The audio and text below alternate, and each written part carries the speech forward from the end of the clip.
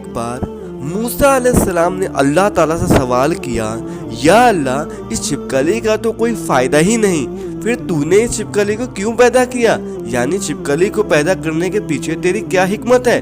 اور چھپکلی کو مارنا ثواب ہے یا گناہ ہے؟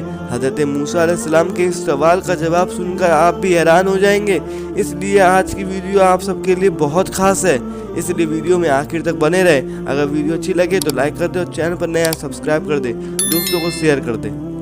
اگر اب ہم دنیا کو دیکھیں تو کافی ساری ایسی چیزیں ہیں دکھے گی جس کا اس دنیا میں کوئی کام ہی نہیں ہے، اور ہمیں اگر اس چیز سے تکلیف پہنچتی ہے تو ہم کہتے ہیں کہ یا اللہ تعالیٰ نے کیوں بنایا ہے۔ لیکن دوستو، اللہ تعالیٰ نے کوئی بھی چیز اس دنیا میں بے فائدہ نہیں بنائی ہے، بیکار نہیں بنائی ہے۔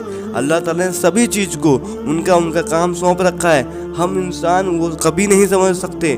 اللہ تعالیٰ نے ہر طرح کے مخلوق بنائے ہیں، چاہے وہ انسان ہو یا جانور یا چھوٹے چھوٹے کیڑے، سبھی کو اللہ تعالیٰ نے ہی حکمت دی ہے۔ آپ سبھی کو پتہ ہوگا کہ موسیٰ علیہ السلام پہاڑوں پر جا کر اللہ تعالیٰ سے بات کیا کرتے تھے، اس سمے اللہ تعالیٰ نے موسیٰ علیہ السلام کو کافی ساری حکمتیں دی تھی۔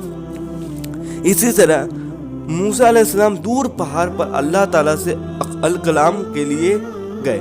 حضرت موسیٰ علیہ السلام کے ایک درخت کے نیچے کھڑے تھے، اللہ تعالیٰ سے بات کر رہے تھے۔ اس درخت کے اوپر ایک چھپکلی تھی جس سے موسیٰ علیہ السلام پر پیشاب کر دیا، اور اس کے چھینٹے آ کر حضرت موسیٰ علیہ السلام کے اوپر گر گئے۔ حضرت موسیٰ علیہ السلام کو اس چھپکلی پر بہت غصہ آیا، اور حضرت موسیٰ علیہ السلام نے فوراً اللہ سے یہ سوال کر دیا کہ یا اللہ تو نے اس چھپکلی کو کیوں پیدا کیا؟ اسے پیدا کرنے میں تو کوئی فائدہ بھی نہیں ہے۔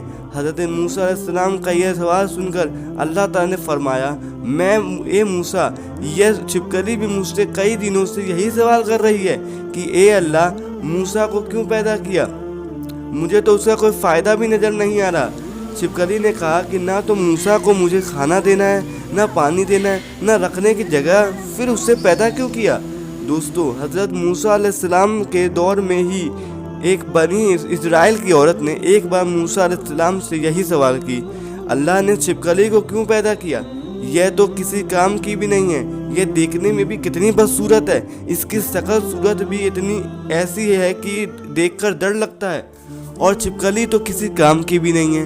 یہ سن کر حضرت موسیٰ علیہ السلام نے فرمایا، اے عورت، یہ چھپکلی اللہ تعالیٰ سے یہی سوال کرتی ہے کہ تو نے انسانوں کو پیدا کیوں کیا؟ یہ تو لڑائی جھگڑے والا ہے، فساد لگانے والا ہے، اس کی تکلیف سے تمہیں کیا فائدہ ملتا ہے؟ تو چھپکلی کو اللہ تعالیٰ نے جواب دیا، اے چھپکلی، ہم سب کو چاہیے کہ کسی پیدائش ہماری خواہش اور ہماری مرضی کے خلاف ہو جائے تو ہمیں ناراض نہیں ہونا چاہیے، اور اللہ تعالیٰ کا یہ شکر ادا کرنا چاہیے۔ اسی طرح ایک شخص ایک بار حضرت علی رضی اللہ تعالیٰ عنہ کے بارگاہ میں آتے ہیں اور پوچھتے ہیں، یا علی رضی اللہ تعالیٰ عنہ، کیا چھپکلی کو مارنا گناہ کا کام ہے یا ثواب کا کام ہے؟ یہ آپ کو ضرور سننا چاہیے۔ تو علی رضی اللہ تعالیٰ عنہ فرماتے ہیں، اے شخص، یاد رکھنا، اس روح زمین پر کچھ ایسی معلومات ہے جو انسانوں سے ناخوش ہے، ان کا شیطان سے وعدہ کیا ہے کہ وہ انسانوں کو پریشان کریں گے، اور انہی میں سے کچھ ہے یہ چھپکلی۔ یاد رکھنا، اس چھپکلی شروع سے ہی انسانوں کی دشمن رہی ہے، اس لیے انہیں مارنا کوئی گناہ کا کام نہیں ہے۔ یہ سن کر اس شخص نے کہا، یا علی، آپ نے فرمایا کہ یہ چھپکلی شروع سے ہی انسانوں کی دشمن ہے، لیکن کیسے؟ یہ سنتے ہی علی رضی اللہ تعالیٰ عنہ فرماتے ہیں، اے شخص، لاکھوں سال پہلے اس روح زمین پر ہم چھپکلیوں کے خاندان کا ہی راج چلتا تھا، اور دھیرے دھیرے ان کا خاندان پھیلتا جا رہا تھا۔ اس زمین کو انہوں نے دوزخ بنا دیا تھا۔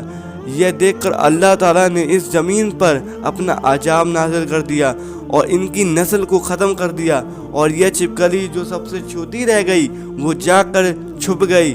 کئی سال بیتنے کے بعد آدم کا سمے آیا، شیطان نے چھپکلی کو کہا کہ تمہاری نسل کو اس آدم کے آنے کی وجہ سے ختم کر دیا گیا۔ تب سے چھپکلی کی دشمنی انسانوں سے ہے، اور اس امید میں رہتی ہے کہ وہ کب انسانوں کو تکلیف پہنچا سکے۔ حضرت علی رضی اللہ تعالیٰ عنہ فرماتے ہیں، کہ یہ شخص یاد رکھنا، اب نمرود نے اللہ کے نبی حضرت ابراہیم علیہ السلام کو آگ میں ڈالنے کا ارادہ کیا تو یہ چھپکلی اس آگ کو بھڑکا رہی تھی۔